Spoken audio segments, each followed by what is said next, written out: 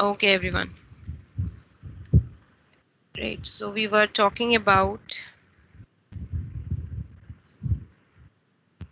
yeah, we were talking about the organism and population. Right. तो फटाफट से complete करते हैं चैप्टर. तो सबसे पहले बचा कोई भी डाउट यहाँ तक?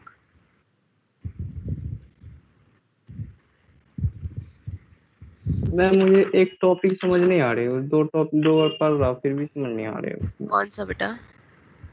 उस मैम डार्विन फिटनेस के पहले वाली जो ससेशन वाली टॉपिक है, अच्छा, और? बस वही। अच्छा, बस वही टॉपिक. फाइन. एक second, let me open up that.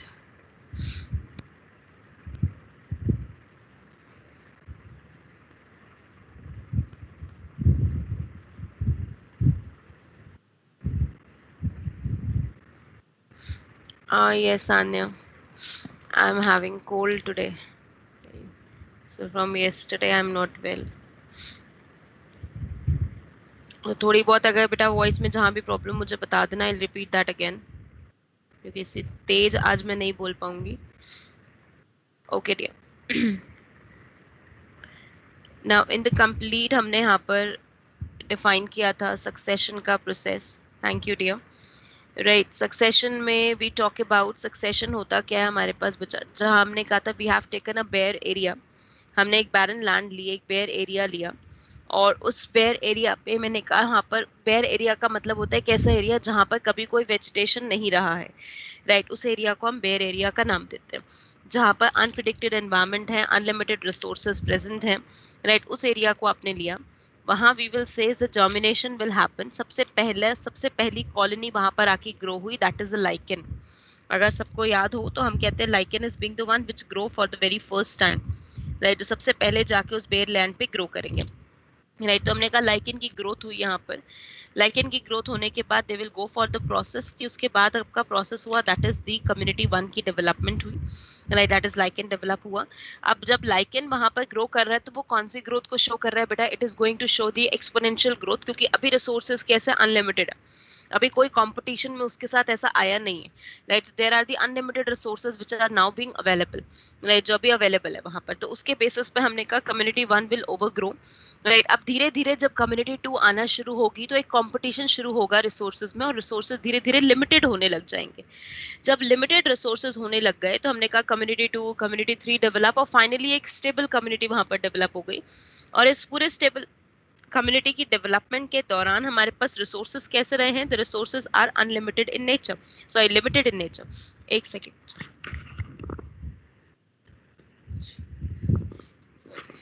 Okay, right, we say limited resources are there, और लिमिटेड रिसोर्सेज की वजह से अब हमारे पास क्या हो गया यहाँ पर कम्युनिटी 1, कम्युनिटी 2, कम्युनिटी 3 जो डेवलप कर रही है वो कौन सी ग्रोथ शो कर रही है? लॉजिस्टिक ग्रोथ शो कर रही है. इसका मतलब एक एरिया पे जब आपने डेवलपमेंट, सक्सेशन का मतलब क्या होता है? Right, succession basically means a gradual step of the development. Right, slow and progressive step of the development, जहां पर आप एक फाइनल एक ऐसी कम्युनिटी बनाना चाहते हो. राइट, एक ऐसे ऑर्गेनिजम्स को एस्टैब्लिश कराना चाहते हो जो बहुत अच्छे से उस एनवायरनमेंट में एक्सपैंड कर सकते हैं, बहुत अच्छे से उस एनवायरनमेंट में ग्रो कर सकते हैं. राइट, उस प्रोसेस को बच्चे आप सक्सेशन कहते हैं. क्लियर? तो जब हमने कहा अनलिमिटेड रिसोर्सेज थे, we have the condition that we are following the organism is following the exponential growth. जैसे ही रिसोर्सेज लिमिटेड हो गए बेटा, आपने कहा वहां पर शिफ्ट हो गए एक्सपोनेंशियल से किस पे? लॉजिस्टिक ग्रोथ पे. राइट, समझ आया बच्चे? यस आना, क्लियर है बेटा डाउट?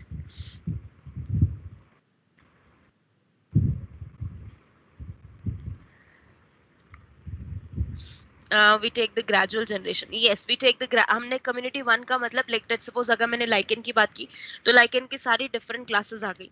उन सारी डिफरेंट क्लासेस का हमने स्टेप बाय स्टेप उसका मूवमेंट देखा, स्टेप बाय स्टेप उसका हमने डेवलपमेंट देखा. Right, that is the gradual development we say about. Right, उसे हम ग्रेजुअल डेवलपमेंट कहते हैं. समझ आया पॉइंट? राइट, तो gradual development in that term we stated. Right, कि हमारे पास स्टेप बाय स्टेप कैसे डेवलपमेंट हो रही है. फाइन.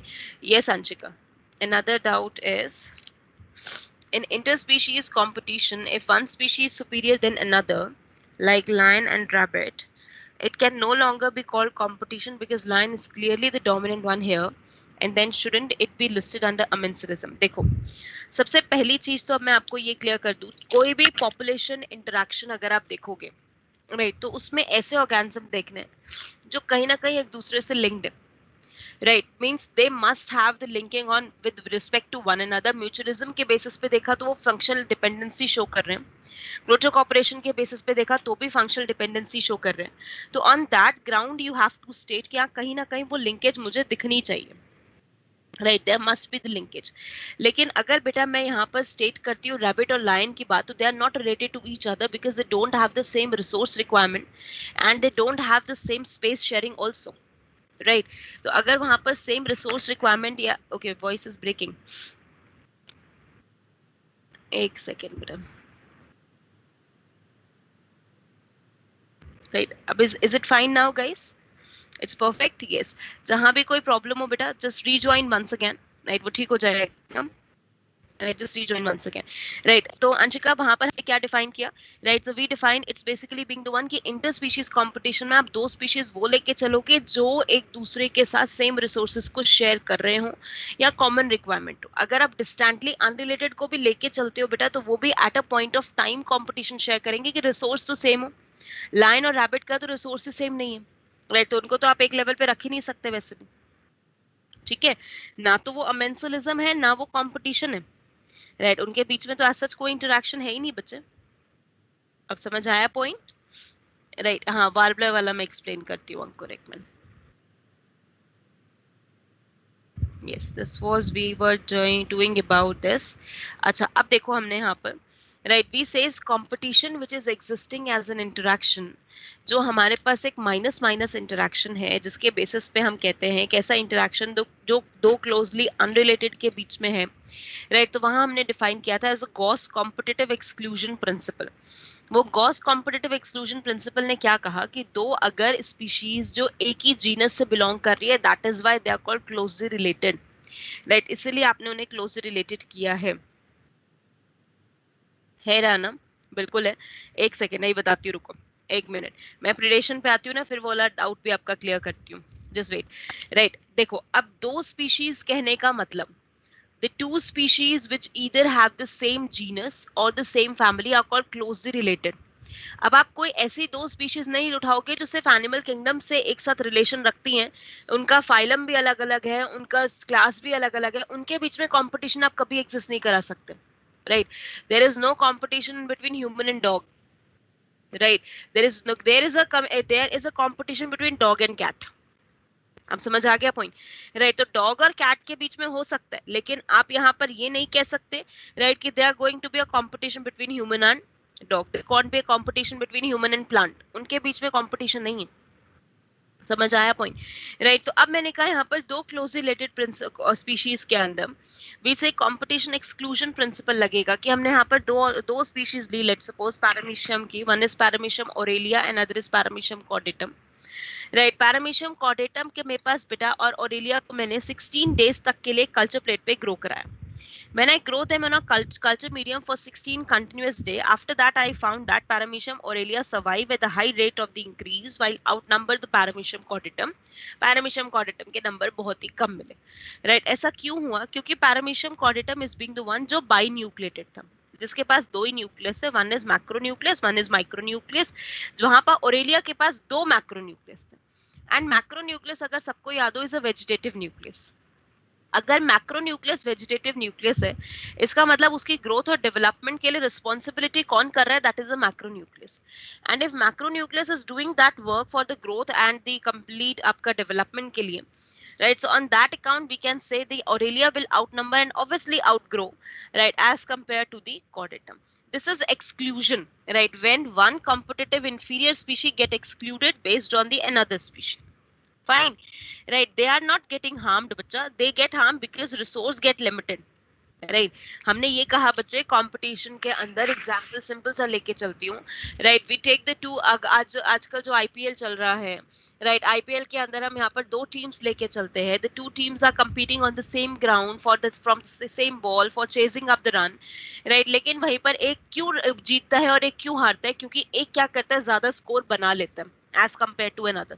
तो सेम वही चीज पेरामीशियम ऑरेलिया, पेरामीशियम कॉर्डेटम दोनों सेम कल्चर प्लेट पे हैं, सेम रिसोर्सेज को शेयर कर रहे हैं, लेकिन उस टाइम पे जो इफेक्टिवली रिसोर्सेज को यूटिलाइज कर लेगा वो compete बेस्ट कर जाएगा, वो सुपीरियर कहलाया जाएगा और वो आउट नंबर कर जाएगा। जो compete अच्छे से नहीं कर पाएगा, जिसकी पॉपुलेशन बहुत ज्यादा डिमिनिश कर जाएगी, राइट, जो अच्छे से ग्रो नहीं कर रहा क्योंकि वो न्यूट्रिएंट्स को इतना इफेक्टिवली, मींस अगर 1 घंटे में वो 10 न्यूट्रिएंट्स के यूनिट को कंज्यूम कर रहा है तो एक आपका 1 घंटे में सिर्फ 4 को ही कंज्यूम कर रहा है, तो ऑब्वियसली बात है उसकी ग्रोथ कम हो जाएगी। अब समझ आया point, right? So on that point we will say that the two closely related species competing for same resource cannot coexist together when where competitive inferior will be eliminated, right? Right Anshika, इसी तरीके से हमने कहा बेटा introducing God's, हमने अब गैलापागो island पे, right, जहां पर अबिंगटन टॉर्टोइस अभी तक रह रहे थे, वहां पर गॉड्स का इंट्रोडक्शन कर दिया। अब इन दोनों में से बेस्ट बेस्ट ब्राउजर्स कौन से? They are the goats. Goat browser होने की वजह से धीरे धीरे मुझे लगा कि भाई गॉड ने इतना ज्यादा फूड को ब्राउज अप कर लिया कि अबेंडन टॉर्टोइस के लिए फूड बचा ही नहीं, और अगर अबेंडन टॉर्टोइस के लिए फूड बचा ही नहीं तो वो एक्सक्लूड आउट हो गए, राइट? तो एक्सक्लूजन हो गया अबेंडन टॉर्टोइस का, गॉड्स का सुपीरियर कम्युनिटी होने की वजह से आउटग्रो कर गया, राइट? तो that's an example called competition exclusion principle.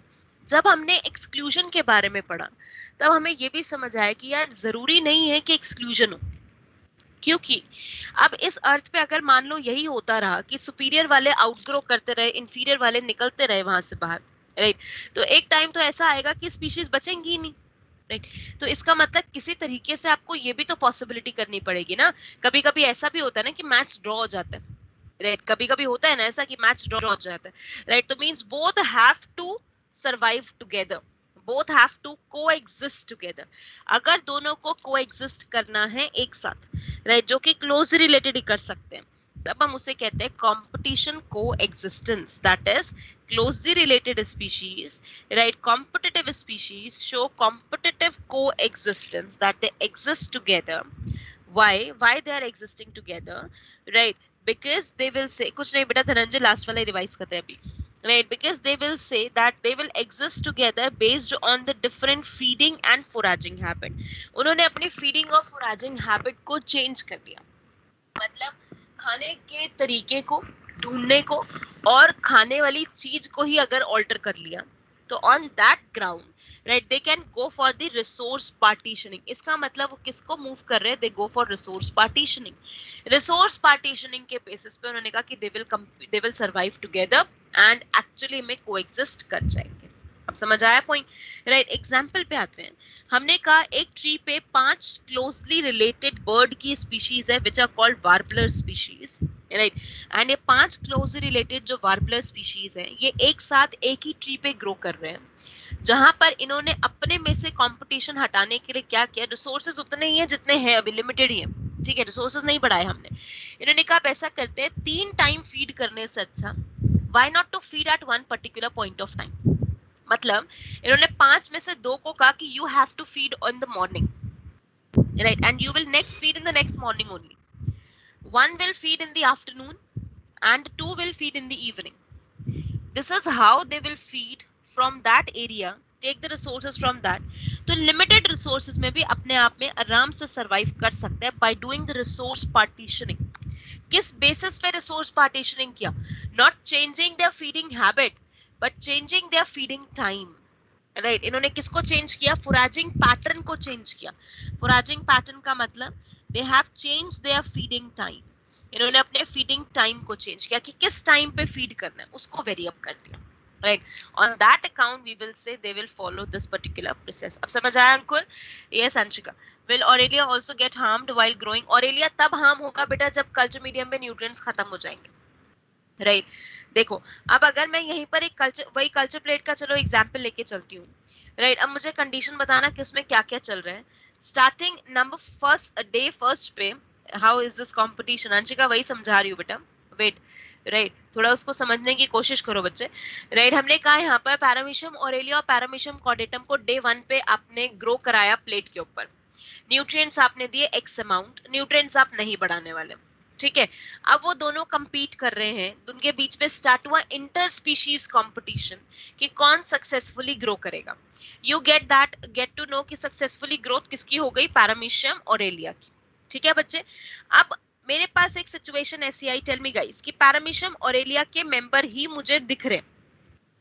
क्या अब आने वाले टाइम में उन रिसोर्सेस पे अच्छे से सरवाइव करने वाले पैरामीशियम ऑरेलिया के मेंबर के बीच में इंट्रा स्पीशीज कंपटीशन शुरू होगा? Yes guys, is there being the start of the intra species competition now? Correct. अगर इंट्रा स्पीशीज कंपटीशन अगर अब स्टार्ट हो गया तो इंट्रा स्पीशीज की वजह से अब उसमें से अगर 100 मेंबर बचे थे तो एंड प्लेट पे आपको कुछ दिनों बाद 100 मिलेंगे, 10 ही मेंबर्स मिलेंगे जो compete करके बच चुके. Only 10 members you will get. You won't get the 100 members now. Very good. Right. That is how beta Anshika it start with the intra-species competition. तो competition तो हर time चल रहा है बच्चे, organism कर ही रहा है किसी ना किसी के साथ. राइट, सर्वाइवल ऑफ फिटेस्ट तो हर टाइम चल रहा है हमारे पास. फाइन. अच्छा, उसी के साथ एक एग्जांपल और, राइट, कंपटीशन को एग्जिस्टेंस का. राइट, डार्विन फिंचेस वाला एग्जांपल लास्ट टाइम आपको बताया था. राइट, डार्विन फिंचेस वाले एग्जांपल में हमने क्या कहा था, राइट, कि उन्होंने डार्विन फिंचेस जो गैलापागो आइलैंड पे है, राइट, उन्होंने कहा इसी आइलैंड पे सरवाइव करना है, यहाँ से बाहर माइग्रेट नहीं करना. तो what they have done, they have change their feeding habit. Right, उन्होंने फीडिंग हैबिट चेंज कर दी. अब फीडिंग हैबिट चेंज कर दी तो अल्टीमेटली हमने कहा वहां पर फीडिंग हैबिट चेंज करके सरवाइव करके रिसोर्स पार्टीशनिंग कर रहे हैं. राइट. अच्छा, चलो हम अपना एग्जांपल लेते हैं ह्यूमन का. Right, if we will say let's suppose all human will be vegetarian. Right, तो क्या सारा का सारा जो लोड है वो ग्रीन प्लांट्स पे आ जाता? क्या धीरे धीरे ग्रीन प्लांट्स के मेंबर डिमिनिश होने लग जाते हैं अर्थ से? राइट, और उनके डिमिनिश होने की वजह से फाइनली क्या होता है, एक्सटिंक्शन आ जाता. राइट, लेकिन अब मैंने कहा वहां पर आपने क्या किया, have human done with the resource partitioning? क्या ह्यूमन ने भी रिसोर्स पार्टीशनिंग किया कि ठीक है हम कुछ मेंबर्स ने क्या किया, that we will go for the diet for the animals, animals की डाइट लेनी शुरू कर दी. Some will begin vegan in nature. Right, some will directly take the plant food. तो बहुत सारी डाइट्स आ गई रिसोर्स पार्टीशनिंग की वजह से. जब डिवाइड हो गए रिसोर्सेस तो ऑटोमेटिकली कंपटीशन को एग्जिस्टेंस कंप्लीट हो गया. अब समझ आया पॉइंट यहाँ तक? राइट, धनंजय, वो बेसिकली टॉर्टॉइज और गॉड के बीच में competition, right, that the goats will able to graze very successfully as compare to the tortoise. That's why tortoise को उन्होंने रिप्लेस कर दिया and they outnumber themself on the field area. Fine. तो इसीलिए हमने सिचुएशन लिखी कि अगर रिसोर्सेज लिमिटेड है, वेरी इंपॉर्टेंट टास्क, अगर रिसोर्सेज लिमिटेड है तो दो closely related species can coexist together through resource partitioning. और अगर नहीं करते कोएग्जिस्ट तो कंपटीशन एक्सक्लूजन करें. राइट, दो ही चॉइसेस है, या तो कोएग्जिस्ट कर जाओ, नहीं कर सकते तो कंपटीशन एक्सक्लूजन में चले जाओ. Right, this is what we state over here. Right, अब हमने कहा, दिमाग में क्वेश्चन आया कि भाई कंपटीशन क्या सिर्फ और सिर्फ क्लोजली रिलेटेड स्पीशीज में एग्जिस्ट करता है? Can it be working in the distantly related species, distantly unrelated species also? We say yes. How? अब हमने कहा एग्जांपल कैसे हमने दिया, साउथ अमेरिकन लेक के अंदर, right, small fishes were very very happy, right, which are the endemic species for that. endemic का मतलब वहीं पर हमेशा रहते हैं. they are very happy कि zooplanktons are very great in numbers, right, very exponentially growth कर रहे हैं हमारे पास zooplanktons, और बहुत अच्छे numbers में present हैं. right, तो resident fishes take that as a food, उसको अपने food की तरह लेंगे and there is no competition in between them. उनके बीच में कोई competition नहीं है कि वो बहुत आराम से feed कर सकते हैं. लेकिन visiting flamingo from some other place will visit the South American lake, उसने उस लेक को विजिट किया. During that visit, visiting flamingo will take away that zooplanktons. उन्होंने जूप्लैंक्टॉन को एज अ फूड लेना शुरू कर दिया. क्या जूप्लैंक्टॉन के नंबर कम होने लग गए? उसकी वजह से रेजिडेंट फिशेस और विजिटिंग फ्लेमिंगो के बीच में कंपटीशन शुरू हो गया. तो it's a competition which is not occurring between the closely related species, rather it is occurring between the two distantly, एक डिस्टेंस आया, unrelated species. Right, or can I say this competition will begin when any immigration happen in an area? Yes guys.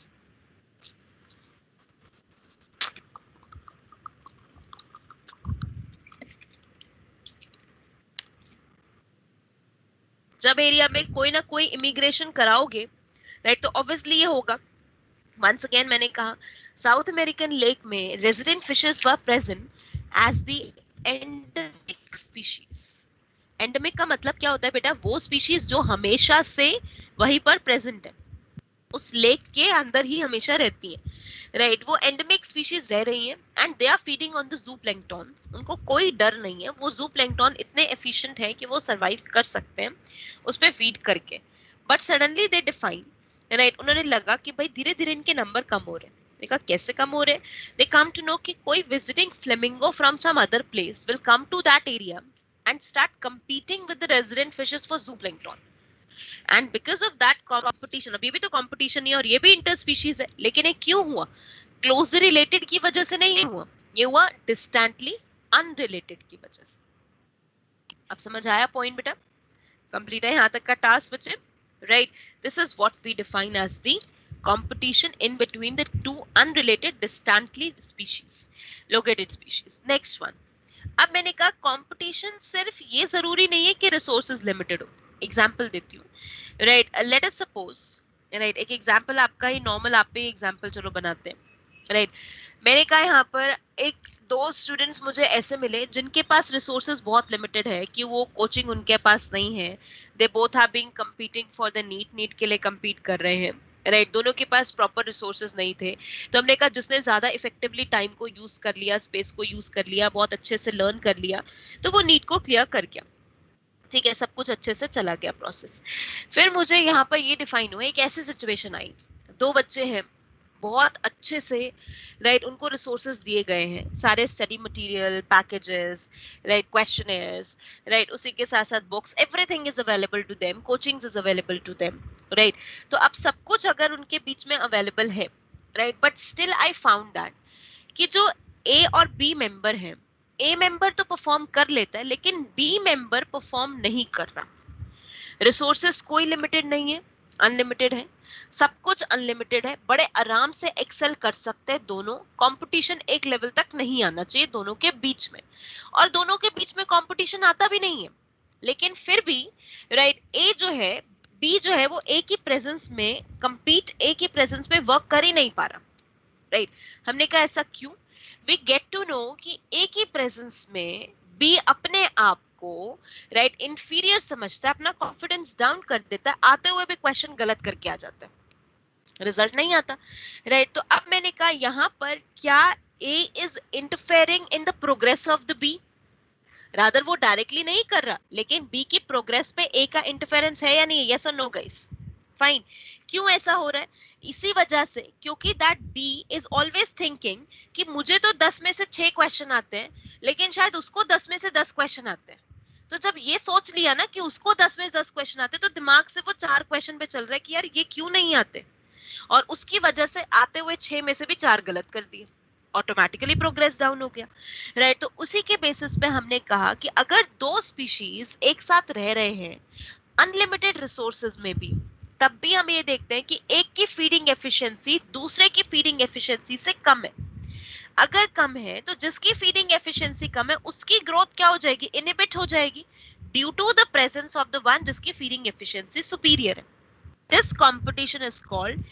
Interference competition, right क्या मैं इस competition को बेटा खत्म कर सकती हूँ इफ आई रिमूव द ए और द वन, अगर मैं उसमें से ए को निकाल दूं तो क्या बड़े बी अच्छे से पेपर दे सकते हैं और आराम से नीट क्लियर कर सकते हैं, राइट सेम उस तरीके से अगर मैं यहाँ 1 को हटा दूं तो 2 काम कर लेगा, तो अगर मैं 1 को रिमूव कर देती हूँ तो we name this as the competitive release, that is competitive release of 1 will outnumber the population of 2, 2 की population अच्छे से बढ़ जाएगी, right, so this is what we define as a complete called interference competition, everyone got this point now, अब समझ आ गया बेटा, right concept clear हो गया competition का अच्छे से, कोई doubt, yes yes Ranjan what you are saying, study related local species, local नहीं है बेटा located है, located species,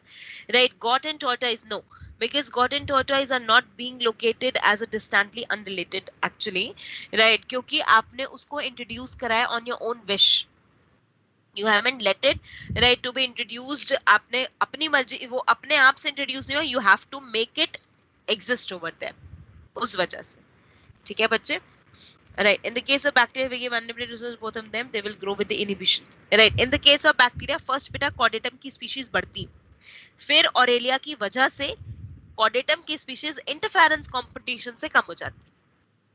ठीक है Anshika?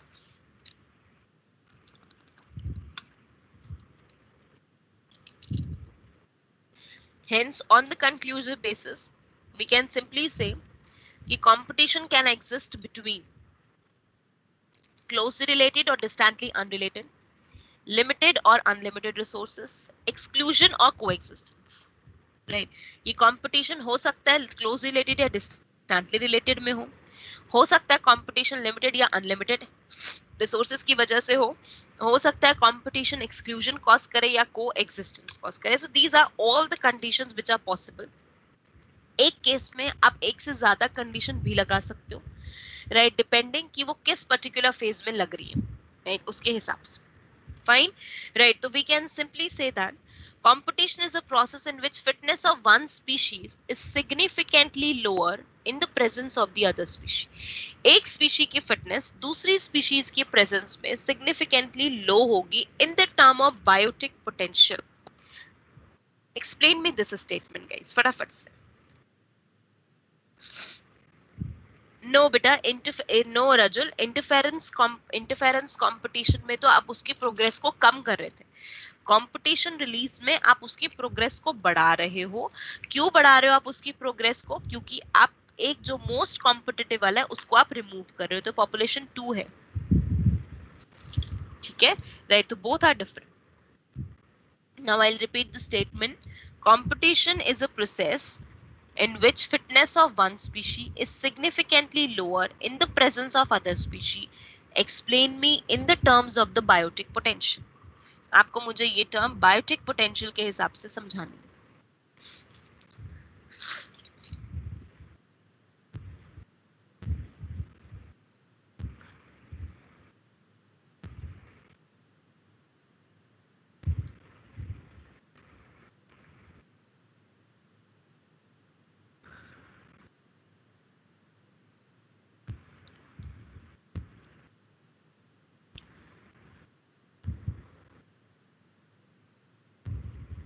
Very good Rana.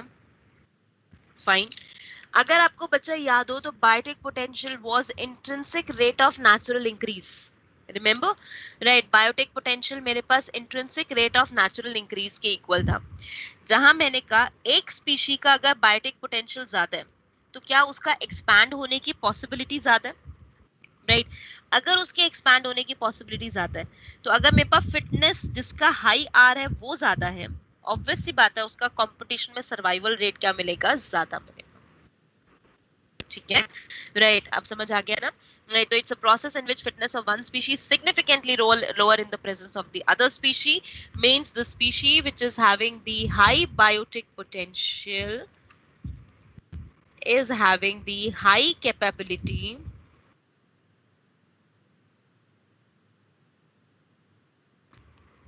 to compete and survive. compete और survive करने की possibility उसमें क्या होगी, ज्यादा होगी, राइट. उस बेसिस पे आपने इसे नाम दे दिया माइनस माइनस इंटरैक्शन. कंप्लीट यहाँ तक का टास्क सबको समझ आ गया है?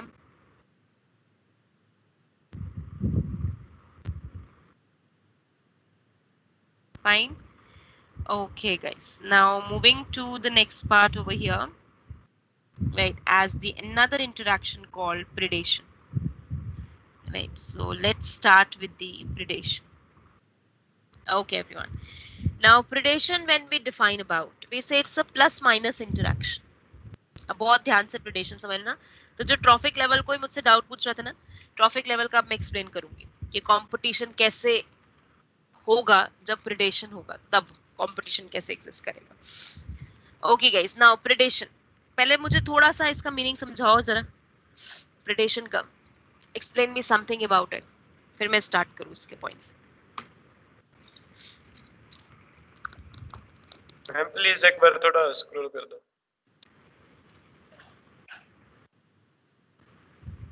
ठीक है, हाँ जी बेटा. प्रेडेशन हम क्या कहते हैं, hunting. Good, right Charu, right. और उसके अलावा इसमें कौन प्लस जाएगा, कौन माइनस जाएगा, किसको हार्म होगा, किसको फायदा होगा?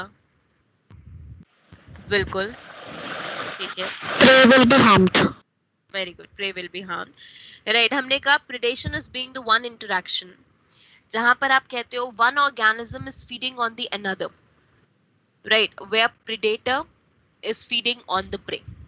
Predator is taking all the nourishment from the prey ना, right, उसे आप define करते हो, right? अगर मैं एक real example, hunting of a relatively lower organism by the dominant one, very good, right, that's basically defined as the बिल्कुल सही बच्चे, right, we define that correct character as a predation. Can I say beta predation is just like we are feeding on the plant? Is it a predation? Are we the predator? Yes, right. Herbivores feeding on the plant, that is a predator. Carnivores feeding on the animal, that is a predator. तो predation एक natural phenomena जो इस अर्थ पे चल ही रहा है ताकि organisms को sustain कर सके, right? So as to sustain the organism. उसके basis पे अगर हम इसको state करते हैं तो हमने कहा predation is that interaction which is called plus minus interaction, हम इसे कहते हैं, राइट, जहां पर predator is getting benefited while prey is getting harm. इसको हम पढ़ते हैं प्रेडेशन को in the trophic level, competition नहीं, हम किसको पढ़ते हैं, प्रेडेशन को, राइट। अब कैसे, हमने कहा बच्चे, राइट, वी से हम जब फूड चेन पढ़ते हैं, राइट, फूड चेन में जब हम ट्रॉफिक लेवल पढ़ते हैं तो right, suppose simple food chain की बात करती हूँ मैं, राइट, एक सेकेंड बेटा, मैं एक मिनट चार्जर लगा दूं।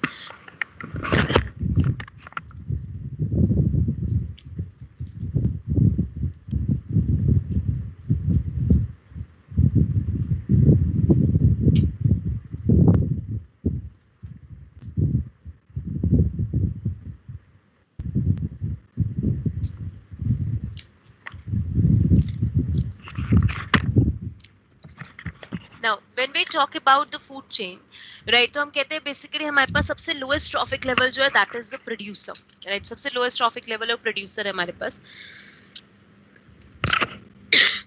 Now producer is being the one जिस पे डिपेंडेंट कौन है, प्राइमरी कंज्यूमर, प्राइमरी कंज्यूमर पे डिपेंडेंट कौन है, सेकेंडरी कंज्यूमर, सेकेंडरी कंज्यूमर पे डिपेंडेंट कौन है, top consumer. On that basis अगर मैं देखूं तो producer is being the one जो एक्चुअली में फूड देगा हमारे पास, right, which will give the food to the primary consumer. Primary consumer will give the food to the secondary consumer and then to the top consumer. तो अब अगर मैं कहूँ तो primary consumer at a time is working as a predator for the producer which is being a prey. Secondary consumer is a predator while the primary consumer is a prey. तो इसी वजह से एक organism एक time पे predator काम कर रहा है, that organism at another time can also work as a prey. ठीक है, राइट, तो इसीलिए हम कहते हैं ये बिल्कुल राइट धनंजय, ये बिल्कुल जरूरी नहीं है कि सेम क्लास के एनिमल्स में होगा, ये एनिमल्स नहीं, प्लांट्स नहीं, ये बेसिकली दो अलग अलग डिफरेंट रिलेटेड स्पीशीज, राइट, किसी के बीच में भी हो सकता है जो एक वो फीड कर सकता है, right.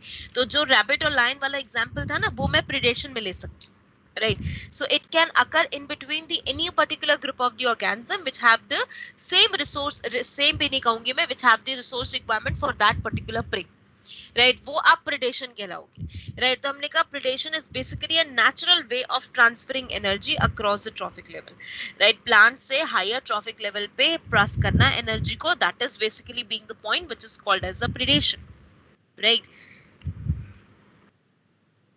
So based on that, right, predation can exist between the closely related or distantly unrelated species.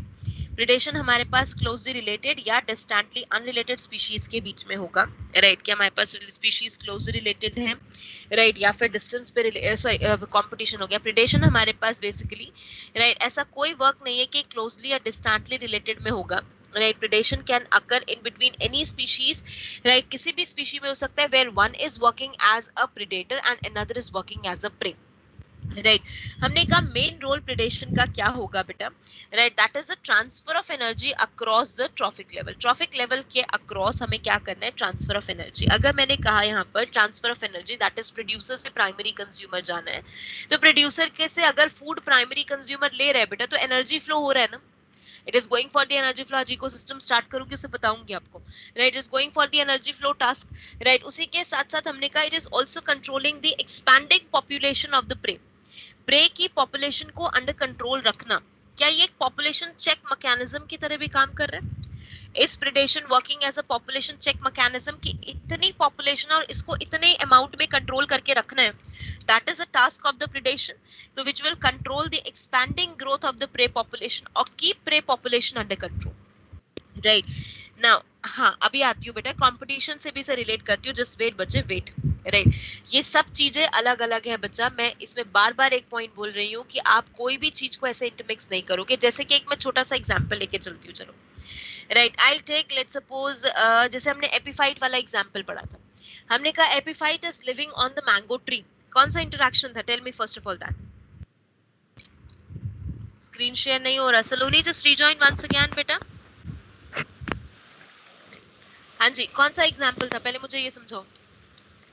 Commensalism. Commensalism, very good। हमने कहा epiphyte growing on the mango tree, we define that as the commensalism, हमने उसे define किया था।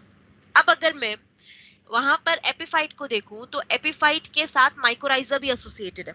Epiphyte के साथ epiphyte is being the one which is an orchid, और orchid mycorrhizal association करता है, रिमेंबर ग्लोमस, राइट। तो क्या एपिफाइट वहां पर म्यूचुअलिज्म भी कर रहा है, right, it is doing the mutualism as well. अब उसी मैंगो ट्री के ऊपर बर्ड्स भी बैठे हैं फॉर टेकिंग दैट फ्रूट्स, क्योंकि बर्ड्स वो फ्रूट पे फीड कर रहे हैं। तो अब बर्ड और मैंगो ट्री के बीच में कौन सा इंटरेक्शन हो गया, प्रिडेशन। अब समझ आया पॉइंट। तो आप कभी भी ये रिलेट नहीं कर सकते कि ऑर्गेनिज्म में एक ऑर्गेनिज्म एक ही इंटरेक्शन शो करेगा, एक ऑर्गेनिज्म उस पर्टिकुलर अनदर ऑर्गेनिज्म के साथ ये इंटरेक्शन कर रहा है, बट किसी और ऑर्गेनिज्म के साथ वो दूसरा इंटरेक्शन भी कर सकता है। अब समझ आया पॉइंट सबको, एवरीवन अंडरस्टूड, राइट। तो अब हमने कहा यहाँ पर इस तरह, और उसी के साथ साथ लेट्स सपोज वो मैंगो ट्री के साथ साथ उसी फार्म में कोई और प्लांट भी ग्रो कर रहा होगा, right, they are doing the competition for the resources, वहां कंपटीशन भी चल रहा होगा, बिल्कुल धनंजय, राइट राइट। तो इसी वजह से हम ये कहते हैं कि predation is being the one interaction which is occurring between the two organisms, where one organism is feeding on the another, right, and the organism which is feeding on the another, obviously बात है that organism is going to be complex and bit bigger as compared to the another organism, जो उससे थोड़ा ज्यादा superior है वही उस पे फीड कर सकता है, ठीक है। कंपटीशन में ऐसा कोई फीडिंग का प्रोसेस नहीं होता, फाइन। अब मैंने कहा प्रेडेशन का another role which is to maintain the prey population under control, prey population को अंडर कंट्रोल रखना कि प्रे पॉपुलेशन मेरे पास इतनी है और यही इतना मेंटेन करके रखना कि वो ज्यादा एक्सपैंड ना हो जाए, और स्पीशीज डाइवर्सिटी को भी कम्युनिटी में मेंटेन करना, प्रॉपर सारी स्पीशीज को मेंटेन करना। मान लो अगर राइट आप फूड चेन ना बनाते, राइट, या ट्रॉफिक लेवल ना बनाते, अगर मैं कहती प्राइमरी कंज्यूमर ही होता और प्रोड्यूसर ही होता, तो क्या एक टाइम ऐसा आता बेटा जब प्राइमरी कंज्यूमर की पॉपुलेशन इतनी बढ़ जाती कि प्रोड्यूसर की पॉपुलेशन होती ना, is the time will come, क्या उस टाइम पे मैं ये कहती कि प्राइमरी कंज्यूमर के बीच में अब कंपटीशन स्टार्ट होगा रिसोर्सेज के लिए, they will begin with the competition now, right. और अगर उनके बीच में अब कंपटीशन स्टार्ट होगा धीरे धीरे, स्पीशीज तो खत्म ना, तो स्पीशीज डाइवर्सिटी को हु विल मेंटेन, कौन मेंटेन करेगा स्पीशीज डाइवर्सिटी को, तो it's a task of the predator only, right. तो predator is maintaining that species diversity की प्राइमरी के ऊपर भी आपने सेकेंडरी बिठाया है, सेकेंडरी के ऊपर भी आपने टॉप कंज्यूमर बिठाया है ताकि आप नंबर को मैनेज कर सकें, ठीक है, एग्जैक्टली राइट कुशाग्र, राइट। तो अब हमने एग्जांपल इसमें दिया, राइट। अब मैं एग्जांपल्स बहुत ध्यान से समझना। Number first, herbivores feeding on the grasses, ये कौन सा फंक्शन हो गया इसका, हर्बीवोर अगर ग्रासेस पे फीड कर रहे हैं तो is it a type of a energy conduit system कि herbivores are taking the energy from the grasses, right ना, तो it's a type of the energy conduit system की एनर्जी ट्रांसफर मैकेनिज्म चल रहा है मेरे पास। फिर मैंने कहा राइट, अगर आपको याद हो माइक्रोब्स के अंदर आपको मैंने पढ़ाया था बायोवीडिसाइड्स के बारे में, बायोपेस्टिसाइड्स के बारे में, जहां मैंने कहा था cactus is being the right unwanted plant जो ग्रो कर जाता है, प्रिकली पेयर कैक्टस ओपनशिया की बात हमने की थी, और वहीं ओपनशिया को हटाने के लिए वहां से हम कैक्टोब्लास्टस इंसेक्ट का यूज कर रहे थे which is being the cactus feeding insect, right, हमने कैक्टस फीडिंग इंसेक्ट यूज किया था। अब कैक्टस फीडिंग इंसेक्ट प्रेडेटर है ना, राइट, और कैक्टस मेरे पास क्या हो गया, प्रे हो गया। तो अब कैक्टस फीडिंग इंसेक्ट अगर प्रेडेटर है और कैक्टस अगर है, तो क्या प्रे की पॉपुलेशन को अंडर कंट्रोल करने का काम कर रहा है,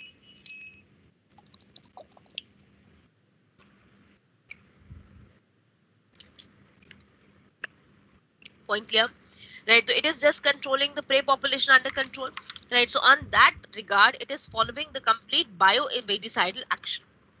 Next example है rocky intertidal community of American Pacific coast में एक हमने खुद प्रेडेटर इंट्रोड्यूस कराया, and the predator which was being introduced is pisaster. Pisaster starfish को इंट्रोड्यूस कराया, पिसास्टर.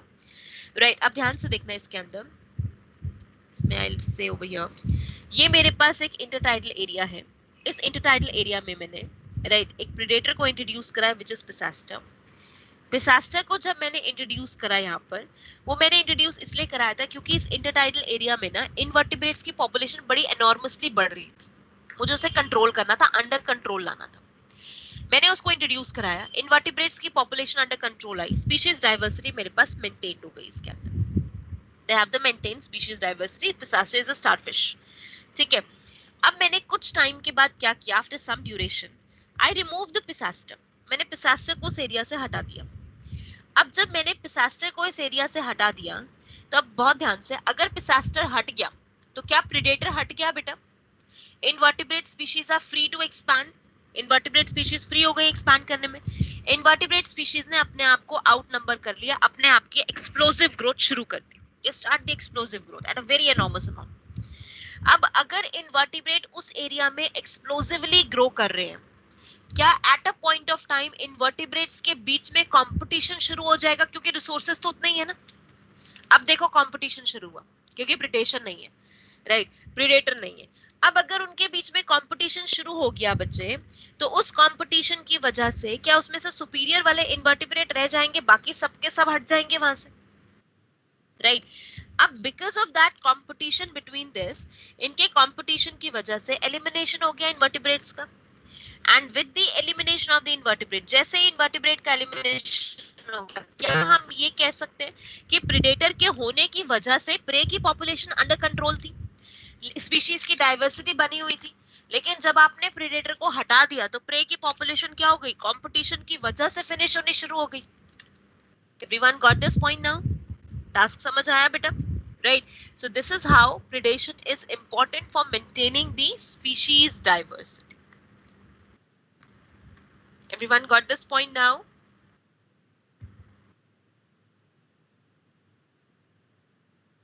यस गाइस, कंप्लीटेड है बच्चे? मैम ये आपने क्या लिया? इंटरसाइडल एरिया, इंटरटाइडल एरिया बेटा. टाइडल, इंटरटाइडल एरिया, टाइड्स जो होते हैं ना, वो हम कहते हैं इंटरटाइडल एरिया.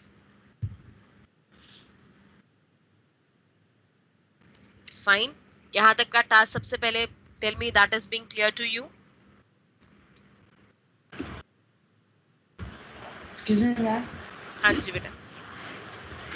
मैम ऐसा जरूरी छोड़ना है कि जो प्रे हो वो लोअर क्लास का और जो प्रेडेटर हो हायर क्लास का हो? बेटा जो फीड कर सकते हैं, सेम क्लास के भी हो सकते हैं. लोअर और हायर का मतलब सिर्फ कॉम्प्लेक्सिटी में हम कह रहे हैं. लोअर और हायर का मतलब हम इसमें किसी भी इस पॉइंट से नहीं कहेंगे कि they are being different from each other on the basis of their right, कि आपका यहाँ पर बिल्कुल आपने ग्रेड उसका अपर और अपर क्लास और लोअर क्लास कर दिया, वो नहीं. आप ये कहोगे कि उनका बेसिकली एबिलिटी होनी चाहिए कि दे कैन फीड.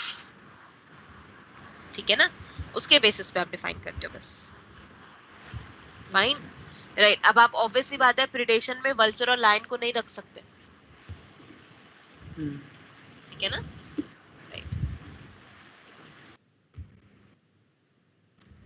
नो बेटा, कमेंसलिज्म में मैंने आपको बस वो एग्जांपल मैंने बीच में इसलिए लिया था कि आपका एक पॉइंट था जहां मैंने कहा था, किसी ने मुझसे पूछा कि एक इंटरेक्शन के बारे में, तो आई विल से कि एक ऑर्गेनिज्म एक से ज्यादा इंटरेक्शन भी शो कर सकते हैं with multiple different groups which are being present together.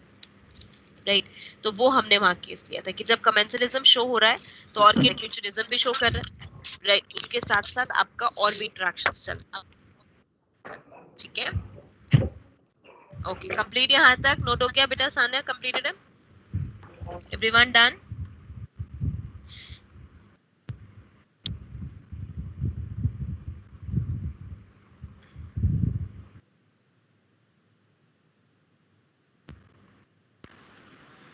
एक क्वेश्चन वो बैसिलस थ्यूजेनेसिस से है अभी बात. कौन सा? मैम इसी से रिलेटेड? बैसिलस नहीं मैम, इससे नहीं. हाँ तो अभी रुक जाओ, चैप्टर खत्म कर दूं फिर बता. एक बार बस आज ये चैप्टर पहले फिनिश करना. सॉरी और होते नहीं. इसलिए मैंने आपकी क्लास कैंसिल नहीं किया, अदरवाइज मुझे इतना हेडेक हो रहा है. But still I have taken कि चैप्टर आपका फिनिश हो जाए बस. Okay guys, now moving to this बच्चे. राइट, अब हमने कहा predators in the nature are prudent. अब प्रूडेंट कहने का क्या मीनिंग होता है? Whenever I say the word prudent, prudent का मीनिंग ध्यान से समझना.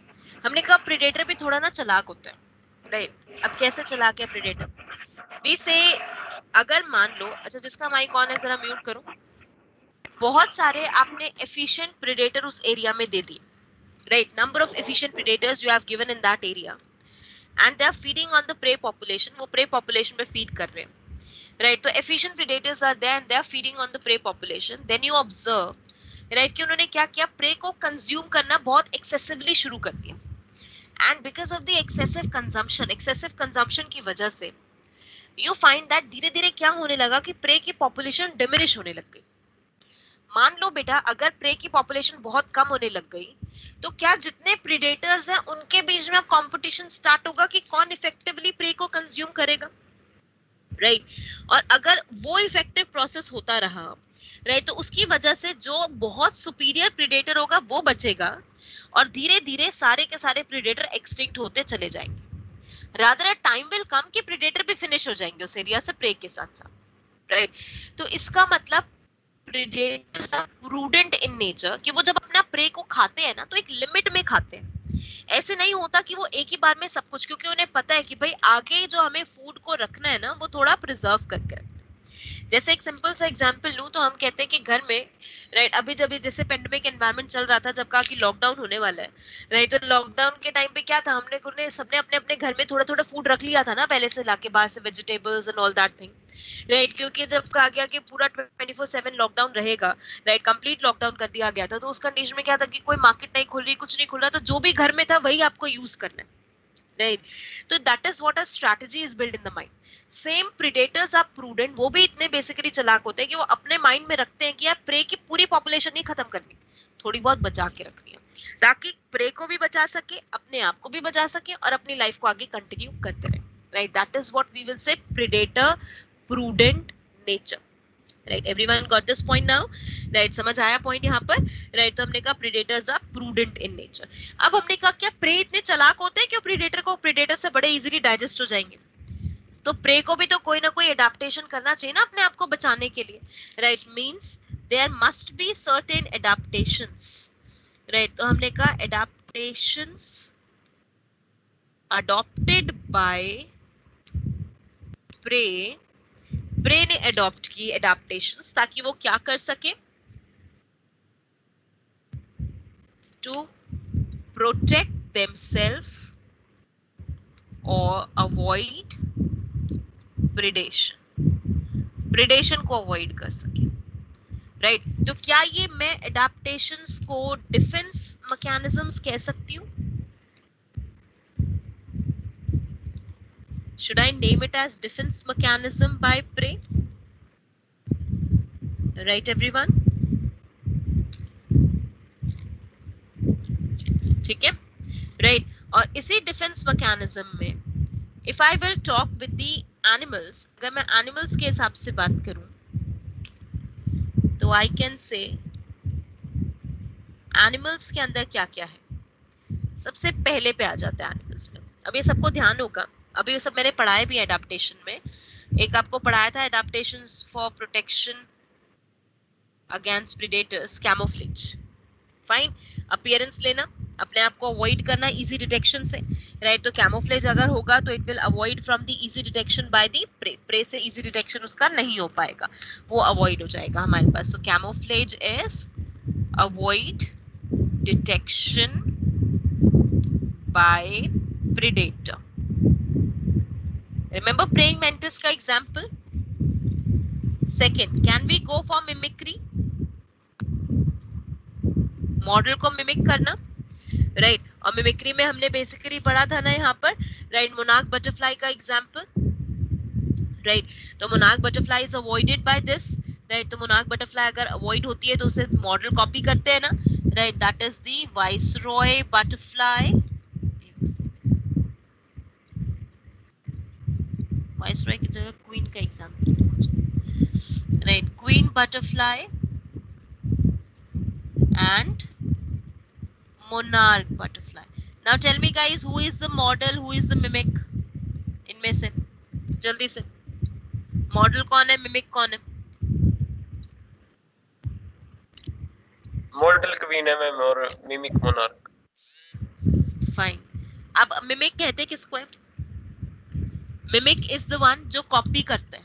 तो क्वीन बटरफ्लाई कॉपी कर रही है बेटा, और किसको कॉपी कर रही है? Monarch butterfly. अब समझ आया पॉइंट? राइट। तो monarch butterfly is the model ना, राइट, जिसको अब अगर हम कहें शाहरुख खान की कॉपी कपिल शर्मा करेगा, तो कपिल शर्मा क्या होगा हमारे पास? Mimic, right. और मॉडल कौन है हमारे पास, जिसको कॉपी किया जा रहा है? अब समझ आया point? Fine, right. Now the third one, chemical defence. Chemical defence में can I say monarch butterfly?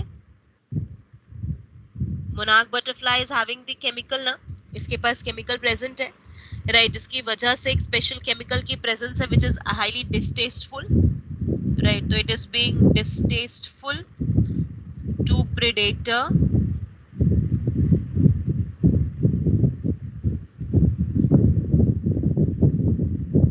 because of the special chemical की वजह से, राइट। नाउ उसी के साथ साथ, हाँ वो भी कह सकते हो Dhananjay, right. another one is the warning coloration। warning coloration का बताया था फ्रॉग का एग्जाम्पल, राइट। तो हमने कहा यहाँ पर इसमें concealing form, स्किन कलर देना, and red colouration, prevent attack by predator, predator attack नहीं कर पाता।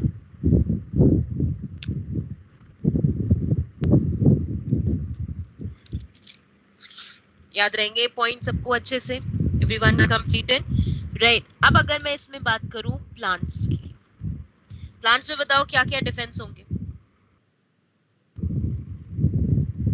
अच्छा, प्लांट्स को बचना किससे है? पहले तो ये मेरे को पता करना पड़ेगा ना। प्लांट्स को हर्बीवोर्स के अगेंस्ट, राइट, हर्बीवोर्स के अगेंस्ट हमें यहाँ पर किसी ना किसी, हाँ बिल्कुल बिल्कुल right, spines, right. And herbivores के अगेंस्ट जो बेसिकली या दूसरे एनिमल्स के अगेंस्ट या इंसेक्ट्स के अगेंस्ट, इनके अगेंस्ट डिफेंस लगाना, राइट। तो वो डिफेंस मेरे पास क्या होगा? Number first is the morphological defense. अब spine नहीं, we say thorns. Presence of thorns in citrus and bougainvillea. Remember, which provide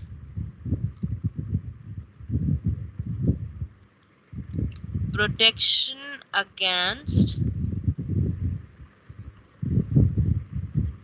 grazing cattle. Grazing cattle के अगेंस्ट प्रोटेक्शन देते हैं, राइट। थॉर्न्स की प्रेजेंस दे दी हमने, राइट। उसी के साथ साथ, राइट, आपका next one, presence of bristles. Bristles लगाते thorny structures, bristles providing protection against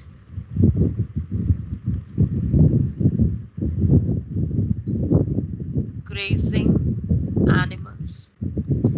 In the case of acacia, acacia के केस हम लेके चलेंगे, right, that acts as a morphological defense. Morphological defense के अलावा we will say the second defense which is there is the chemical defense. अब chemical defense क्या हमारे पास, right? So we say chemical defense as being the one that is the number first, release of cardiac glycosides. Cardiac glycosides का release हुआ, right?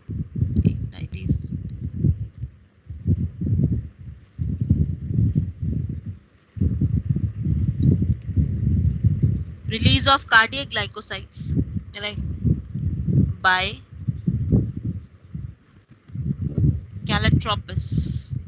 Calotropis इसको release करते हैं, जो एक सबसे मेन डिफेंस मैकेनिज्म है, जिसकी वजह से on feeding by grazing animal, जैसे ही ग्रेजिंग एनिमल इसको फीड करेगा, ये बेसिकली क्या करेगा इसके अंदर, it inhibit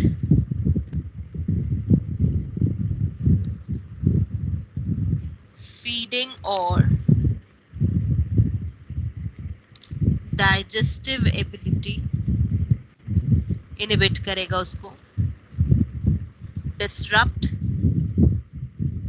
reproductive potential, cause sickness and killing of predator. तो predator ना कैलेट्रोपिस पे जान के ही नहीं आता पास में, उसके पास आता ही नहीं है, right? Otherwise, second is release of secondary metabolites. Secondary metabolites का release, like अब secondary metabolites का जो release करना है हमें, nicotine by tobacco is working as the natural bioinsecticide. Remember guys, nicotine हमने पढ़ा था ना, नेचुरल बायो इंसेक्टिसाइड है हमारे पास, राइट? और उसी के साथ साथ आपका next quinine, strychnine and opium by many plants as chemical defense. Clear everyone, right? तो कार्डियक ग्लाइकोसाइड का रिलीज, ये सब फंक्शन हमारे पास किसकी तरह वर्क करेंगे, as a defence mechanism by prey against predator.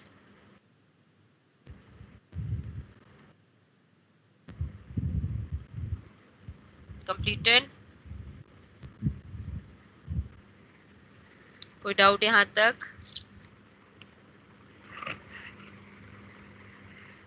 क्या विद द प्रेडेशन? तो इसका मतलब ना तो प्रेडेटर की पूरी चलेगी, ना प्रे पूरा अटैक होने देगा, तो एक स्पीशीज डाइवर्सिटी कॉन्स्टेंटली मेंटेन रहेगी. And it should maintain the constant species diversity always.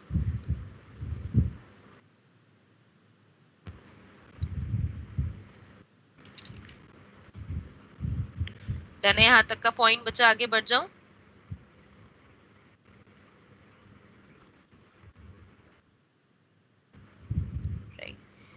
Now let's move forward with the part parasitism. अब आ जाते हैं नेक्स्ट इंटरेक्शन पे, called as parasitism. Parasitism किसे कहते हैं? Let's start with this. अच्छा, parasitism में सबसे पहले तो मुझे बताओ प्लस माइनस कौन सा इंटरेक्शन है ये? Plus plus plus minus, right? Which type of interaction should I say as the third one?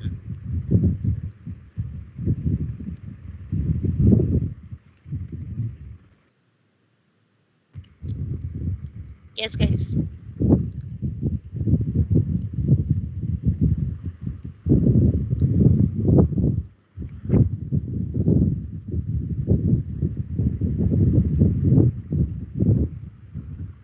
plus minus, very good, right? That's a plus minus interaction जहां पर हम डिफाइन करते हैं. प्लस कौन हो गया हमारे पास?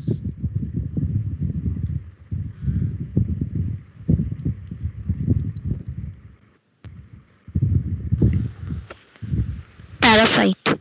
Right, parasite, and minus is the host.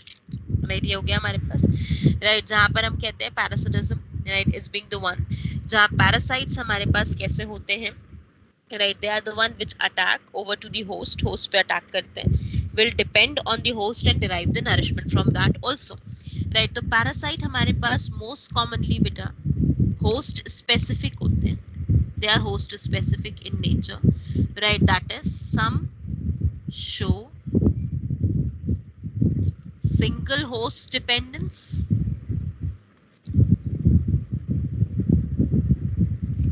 while some as multiple host dependence. Remember, एक से ज्यादा host पे भी dependent होते हैं. Digenetic life cycle. I hope ये तो सबको याद होगा. Right, Ascaris के अंदर पढ़ते हो. Right, Neminthes की पढ़ते हो ना basically. Right, they are being the one. Right, तो अब हमने कहा यहाँ पर both host and parasite, दोनों host और parasite evolve spatial mechanisms को evolve करते हैं, where host evolve a resistance against parasite, कि उसे parasite के against क्या मिल सके बेटा, resistance, and parasite किस लिए evolve करेगा, to counteract and neutralize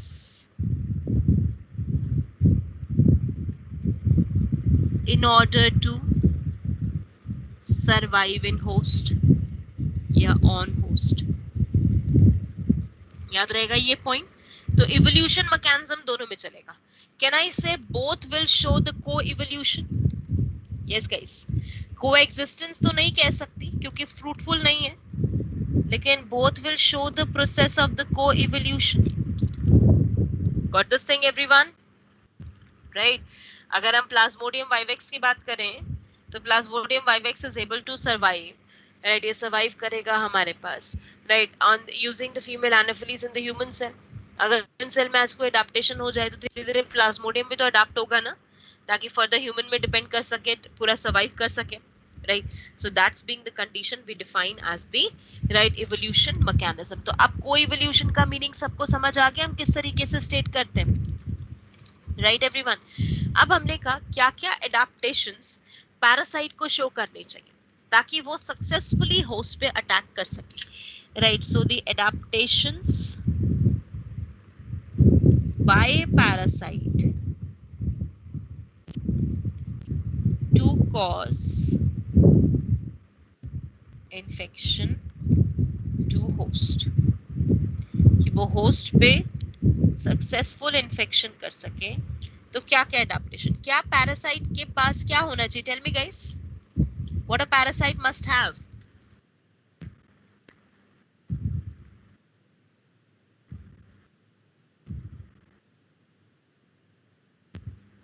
Yes, should it have the first of all attaching organ? क्या specific attachment sites होने चाहिए? hooks और suckers होने चाहिए, right? तो should I have to give that? तो हमने कहा number first, presence of specific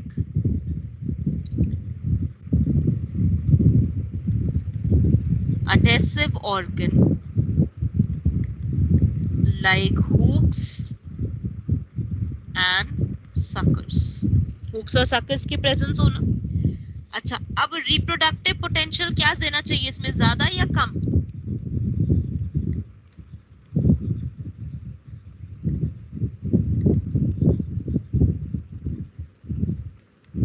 high reproductive potential. ठीक है, जितना ज्यादा रिप्रोडक्टिव सिस्टम अच्छे से दोगे उतना वर्क करेगा. राइट, अननेसेसरी सेंस ऑर्गन देने की कोई जरूरत नहीं है. राइट, तो रिमूव कर देते हैं. तो हमने कहा यहाँ पर loss of unnecessary sense organ जब रहना होस्ट के अंदर ही है तो क्या करना है देखिए हमें. And the fourth one is loss of digestive capacity. Digestive capacity भी नहीं देंगे. राइट, क्योंकि अगर डाइजेस्टिव कैपेसिटी दे दोगे, राइट, तो अपना खुद डाइजेस्ट क्यों करना है जब होस्ट पे रहना है, होस्ट के अंदर ही रहेगा तो बड़े आराम से रह सकता है ना उसके अंदर, राइट। और मेन लाइफ साइकिल कैसी होनी चाहिए,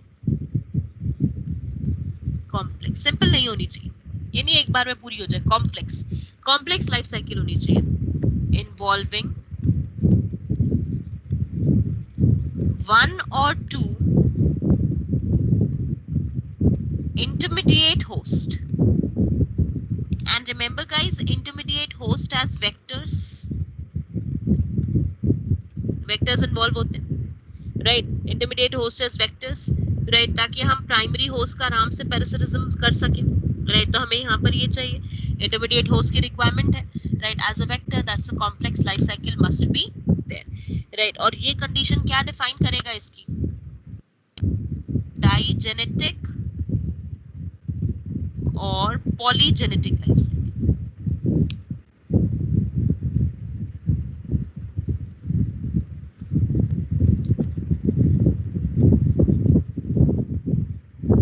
कंप्लीटेड यहाँ तक का पॉइंट, राइट। अब what should be the parasite impact on the host guys, parasite क्या क्या कॉज करेगा, अंकुर अगर सिंपल लाइफ साइकिल होगी बेटा तो होस्ट बड़े आराम से उसको डेड कर देगा, राइट। हम कहते हैं अच्छा अब मैं लेके चलती हूँ एनाफिलीज की लाइफ, उसकी लाइफ साइकिल सबने पढ़ी है ना प्लाज्मोडियम की, राइट। प्लाज्मोडियम की लाइफ साइकिल जब आप लोगों ने पढ़ी तो क्या प्लाज्मोडियम एसेक्सुअल फेज ह्यूमन में करता है और सेक्सुअल फेज एनाफिलीज में करता है, एम आई राइट, राइट, क्या ये पॉइंट ठीक है कि प्लाज्मोडियम अपना एसेक्सुअल फेज तो ह्यूमन में कंप्लीट करता है, शीज़ोगोनी ह्यूमन में करता है, लेकिन भाई बस सेक्सुअल फेज अपना कहाँ पे कंप्लीट कर रहा है, in the case of the, right, exactly. तो अगर आप उसको सिंपल लाइफ साइकिल देते तो अगर आप ह्यूमन में ही उसको डेड कर दोगे तो आपको लगेगा कि ठीक है यार खत्म हो गया, राइट, लेकिन अगर आपने उसका पैरासाइट का इन्फेक्शन होस्ट में प्रॉपर देखना है तो आप कहोगे ना it should be dependent on the two host, ताकि आप उसका इरेडिकेशन सिर्फ एक होस्ट से नहीं मल्टीपल होस्ट से करो तब जाके वो इरेडिकेट होगा प्रॉपर, आप समझ आया पॉइंट, राइट, क्लियर एवरीवन। तो हमने कहा एक डिपेंडेंस आपने दोनों होस्ट की दे दी, राइट, इसी वजह से हम क्या कहेंगे should have the complex life cycle, ताकि उसका सर्वाइवल, उसका पूरा अच्छे से उसका ऑब्जर्विंग आप कर सको, right, while growing in the right time, correct. अब मैंने कहा यहाँ पर अगर मैं इम्पैक्ट पैरासाइट का देखूं तो क्या करेगा, उसके सर्वाइवल को रिड्यूस करेगा, reduce the survival of the host, right, host का ग्रोथ और रिप्रोडक्शन को इंपेयर करेगा, डेंसिटी को रिड्यूस करेगा, right, this is how it is being working, right. So हमने कहा parasite cause decline in population density of host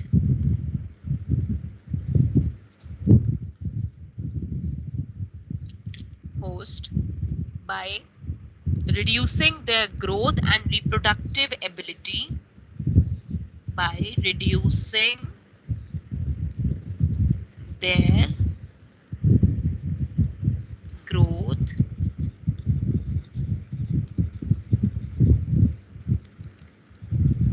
and reproductive ability, ठीक है, राइट, समझ आया यहाँ तक का point.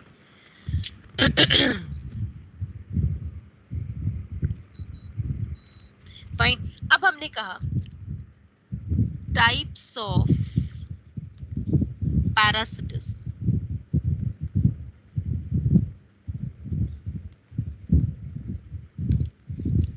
On the survival pattern हम यहाँ ऑब्जर्व करते हैं। The first one we talk about ectoparasitism, number first, and the second one is called endoparasitism, meaning समझाओ जरा फटाफट से नाम से, जल्दी से। यस गाइस, ectoparasitism क्या होगा हमारे पास,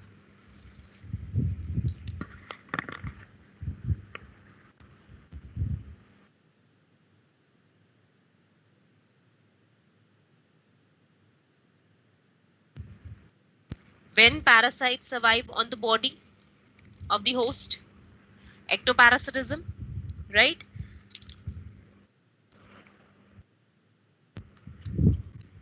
Yes, exactly. बिल्कुल बिल्कुल बिल्कुल ठीक. We will say parasite surviving on the body surface of host. That is called ectoparasitism. Right, तो example लेते हैं.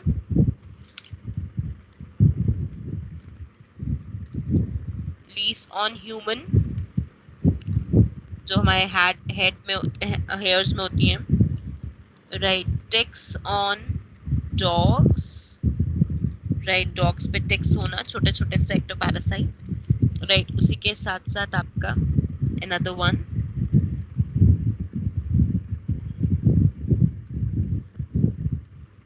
Cuscuta as holoparasite on host. अब सबको याद है बेटा, Cuscuta is being the one which is referred as the total stem parasite. जहां पर Cuscuta फॉर्म करता था special parasitic roots. Special parasitic roots बनाते थे.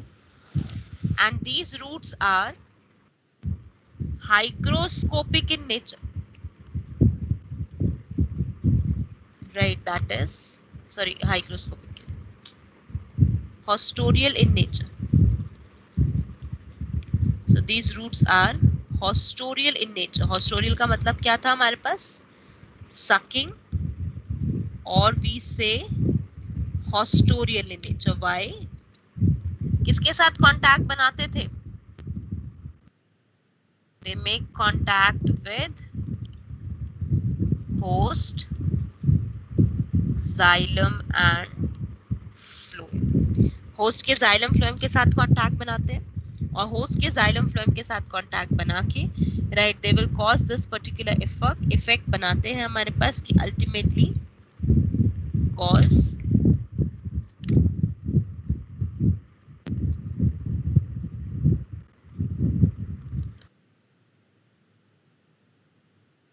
water mineral from host.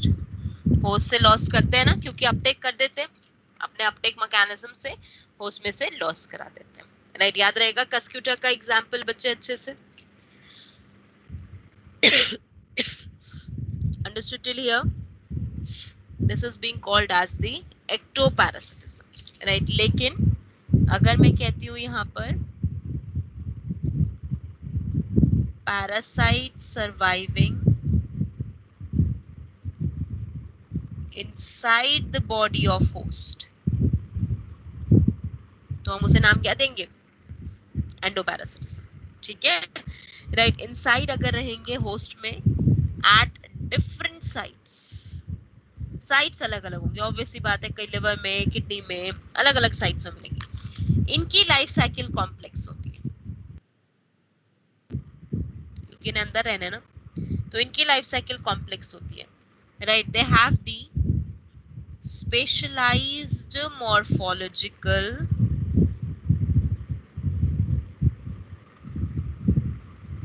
and anatomical features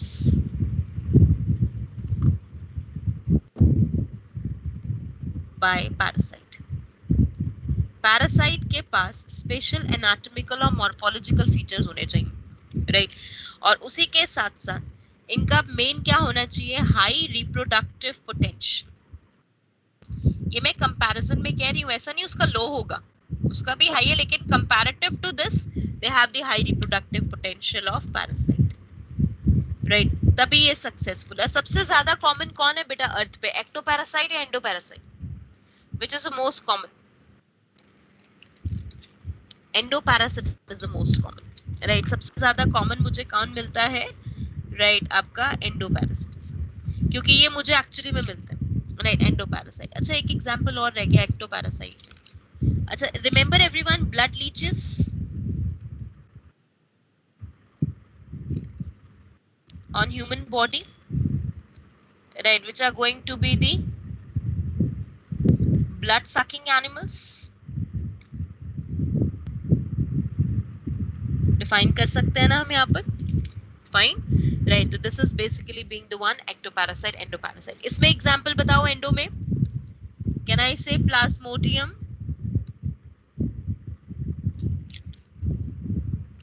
Best example इसका. Plant के अंदर कहूँ, fungi के अंदर कहूँ, can I say Puccinia? Remember rust? Puccinia member हो गया इसका, right? So these are the member. Ascaris हो गया, उसके अलावा आप Nebelinthus के कितने members पढ़ते हो, right? वो कर सकते हो. E. coli के कुछ species बेटा, सारे नहीं.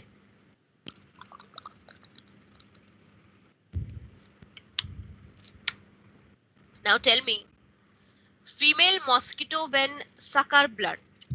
Can I say female mosquito as a parasite? क्या मैं female mosquito को parasite कह सकती हूँ? No, no, it's not a parasite, right? याद रखना ये point.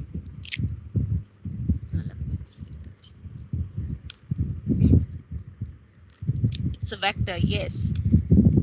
Female mosquito need blood for its reproduction and growth of young ones.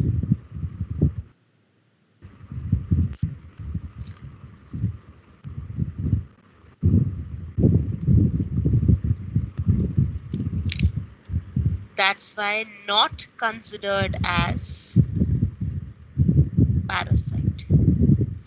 आप इसे parasite की तरह consider नहीं करते, ठीक है? याद रखना. अच्छा, एक interaction बेटा आपको याद है सबको, right? I hope everyone remember about, right? An interaction between cuckoo bird and the crow.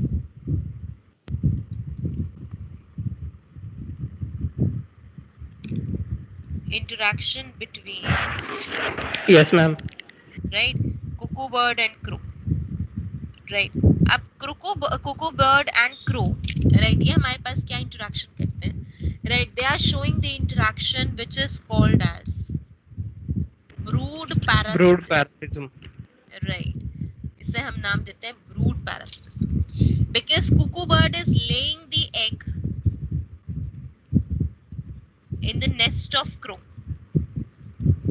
Crow के nest में अपने egg को lay करते हैं, and crow will nourish them, और पूरा अच्छे से वो करते हैं, right? और बिल्कुल ही cuckoo bird के eggs जो हैं बिल्कुल crow के eggs की जैसे ही resemble करते हैं, तो पहचान ही नहीं पता, ठीक है, right? तो इसी वजह से हम कहते हैं this is an interaction is called brood parasitism. Vector और parasite बेटा, parasite is being the one which is causing infection. Female anopheles अपनी वजह से कोई disease नहीं cause करता. Anopheles is just an vector, right, which is having the plasmodium in its complete saliva, because of which, right, वहाँ उस particular point से वो enter करता है body में, लेकिन हर anopheles के अंदर तो नहीं होगा ना, हर anopheles में तो नहीं मिलेगा ना, इसी वजह से. तो we do not regard it as a parasite. ठीक है, राइट? समझ आए यहाँ तक का पॉइंट? Completed everyone? पूरा अच्छे से समझ आ गया है?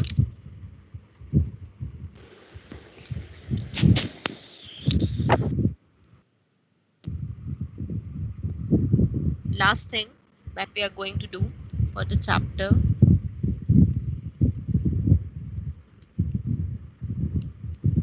amencelism. कौन सी बेटा? एंडोपैरासाइट वाली स्लाइड, एक मिनट, ये है बेटा, नोट कर लो, राइट? तो today I will wind up your class by 6:30 instead of 7, right? फिर आपका इकोसिस्टम नेक्स्ट क्लास में शुरू करूंगी, ठीक है, राइट? तो 6:30 I will wind up the session amensalism करके. हाँ जी, interaction between human and mosquito, it is no बेटा, no, it's not commensalism, human and mosquito के बीच में, right? It is not a rather an interaction, because right, इसको हम कोई interaction नहीं कहेंगे, क्योंकि ये अगर देखा जाए तो actual में ना आप इसे parasitism कह सकते हो, ना आप इसे commensalism कह सकते हो, क्योंकि human को अगर मान लो वो mosquito एज अ वेक्टर हुआ तो वो आगे डिसीज कॉज करने के लिए एबल है बाय ट्रांसमिटिंग द पैथोजन, इसलिए आप उस इंटरेक्शन को किसी कैटेगरी में लिस्ट नहीं करोगे, ठीक है ना, right, on that basis. Yes, now moving to the last one बच्चे, हो गया बेटा नाना, कंप्लीट है बच्चे, राइट, अमेंसिलिस, क्या नीचे क्यों आ रही है। Now once we talk about the amensalism, अब अमेंसिलिज्म क्या होता है हमारे पास, let's talk about that. Amensalism is being the minus zero interaction. क्या मीनिंग है बेटा इसका, minus zero interaction means one organism is getting harmed, ये मैंने आपको पहले ही पढ़ाया था अगर याद हो तो, one is neither benefited nor harmed, right, ना तो बेनिफिट हुआ ना ही हार्म हुआ, राइट, ये क्योंकि, राइट, तो organism just basically inhibit the growth of another organism, then it is called amensal। इस ऑर्गेनिज्म को हम नाम देते हैं अमेंसल, जो दूसरे की ग्रोथ को इनहिबिट कर रहा है। तो amensal is the organism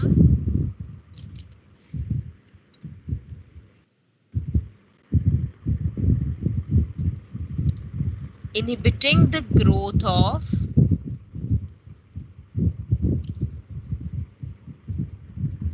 other organism, उसको हमने अमेंसल का नाम दिया। अच्छा थोड़ा ध्यान आ रहा है, मैंने जब एंटीबायोटिक पढ़ाया था तो उसमें एक आपको एग्जांपल बताया था, इसके अंदर एग्जांपल भी जाती, राइट, तो फर्स्ट केस इसमें आता है, इसके बेसिस पे हम इसे नाम देते हैं एंटीबायोसिस और biological antagonism। अब ये एंटीबायोसिस और बायोलॉजिकल एंटागोनिज्म क्या होता है, let's talk about this. Example लेके चलती हूँ बेटा, right, as we have studied the one case over here, that is okay fine, right, let me start with that only. हमने कहा यहाँ पर पेनिसिलियम, मैंने कहा penicillium is producing penicillin and there is the another organism called Staphylococcus. Penicillin is inhibiting the growth of Staphylococcus, right, जिसकी वजह से these two organism are interacting, लेकिन इसको तो कोई फायदा या कोई नुकसान नहीं हुआ, लेकिन स्टेफाइलोकोकस को नुकसान हो गया।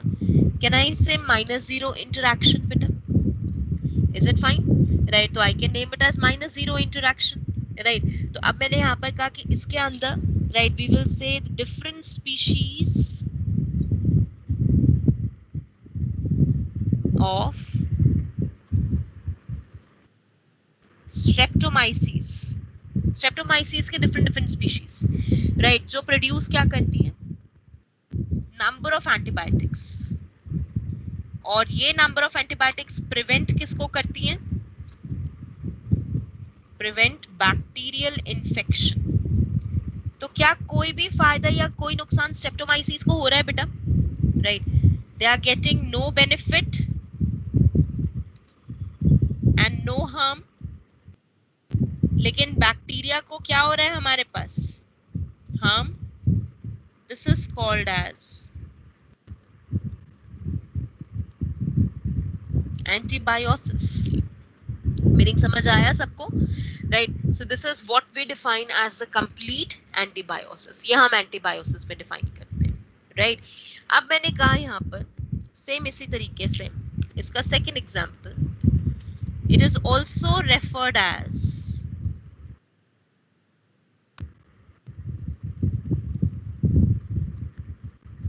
अलीलोपैथी, इसको हम एक नाम और देते हैं कॉल्ड अलीलोपैथी, राइट, और ये अलीलोपैथी के लिए यूज करते हैं किस तरीके से, let me give you an example, right. हमने कहा एक प्लांट है black walnut, that is जुगलिन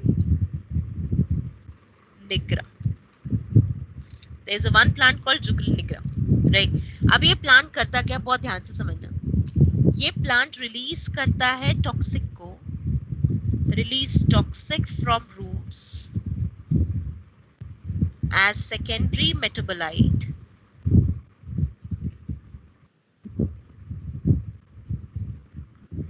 which is named as juglone. सब नाम क्या दे दिया, जुगलॉन, राइट। अब ये जुगलॉन क्या करेगा,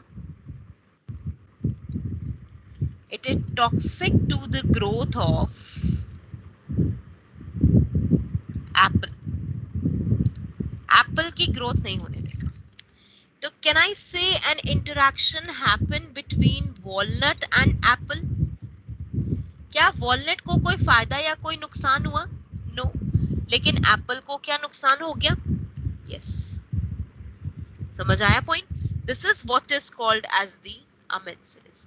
एवरीवन गॉट दिस थिंग बेटा? अब क्लियर हुआ, राइट? तो हमने कहा this is how one plant can inhibit the growth of the another plant. ना तो कोई कंपटीशन है, ना कोई प्रेडेशन है, बट फिर भी दूसरे की डेथ हो रही है, लेकिन उसको पता भी नहीं चला कि उसने उसकी डेथ कर दी cause. Right, this is what is called amensis. Clear everyone? समझ आ गया पॉइंट सबको अच्छे से?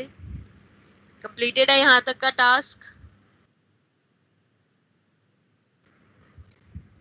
Right? Right. So this is where we end up with the whole topic for amensilism. Right? And I hope everyone is done till here. Ma'am Yes, please बच्चा। Scroll down, scroll कर दो ma'am थोड़ा सा। एक second. ठीक है, ये वाला एग्जाम्पल नोट करना।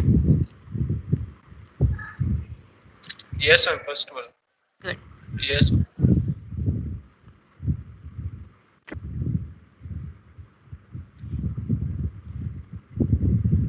Fine. Okay, guys. Right. So this is where we wind up the whole chapter organism and population. Next class में we talk about ecosystem. Before that, microbes में बचा एक टेबल थी, राइट। और वो माइक्रोब्स में table है आपका जो दो दे रखी है माइक्रोब्स की टेबल, राइट। टेबल में एक योगर्ट वाला पॉइंट है, कर्ड योगर्ट वाला। उसमें मैंने बोला था कि आपको सिर्फ दो ऑर्गेनिज्म याद रखने हैं, lactobacillus, leuconostoc and streptococcus, that's it. Species याद करने की कोई जरूरत नहीं है, राइट अपूर्वा। और उसी के बाद दूसरा टेबल जो है बेटा आपका एंटीबायोटिक्स वाला, उसके अंदर भी मैंने सिर्फ बताया था आपको क्लास में कि स्ट्रेप्टोमाइसिस का नाम याद रखना है, एक्टिनोमाइसिटीज याद रखना है, और पेनिसिलियम का नाम फंजाई में याद रखना है, दैट्स इट। उसके अलावा कुछ राइट, कोई फर्दर स्पीशीज याद करने की जरूरत नहीं है, ठीक है।